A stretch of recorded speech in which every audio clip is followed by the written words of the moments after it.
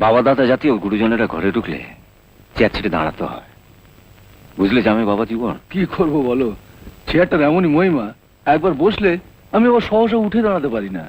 বাপ বাপ বলে দাঁড়াবে, আর যখন দাঁড়াবে পেছন ফিরে তাকিয়ে দেখবে বসার জন্য চেয়ারটা নেই, আছে ফুটপাত। হ্যাঁ, যা বলতে এসেছিলাম, ফ্যাক্টরিতে কাজ করতে করতে হারান মিস্ত্রির হাতে চোট পেয়েছে, তো তার খরচা বাবদ তোমার কাছে একটা 1000 টাকার ভাউচার পাঠানো হয়েছিল, সেটা পাস করোনি কেন? কোম্পানির ডাক্তার আছে, তাকে দেখাতে বলো। নইলে এই ব্যাপারে তুমি তোমার বাবাকে জিজ্ঞাসা কর। বাবা যদি ওই চেয়ারে বসে থাকতেন তাহলে বাবাকে জিজ্ঞেস করতাম। তুমি যখন ওই চেয়ারে বসে আছো, কোম্পানির পয়সা 555 খাচ্ছ, তখন জবাবটা তোমাকেই দিতে হবে। ঠিক আছে, কাল এসো, দেখছি। দেখছি বললে তো চলবে না, কাল এসে যেন দেখতে পায় তোমার এই 555 এর পাশে হারান মিস্ত্রির টাকাটা যেন চাপা দেওয়া থাকে।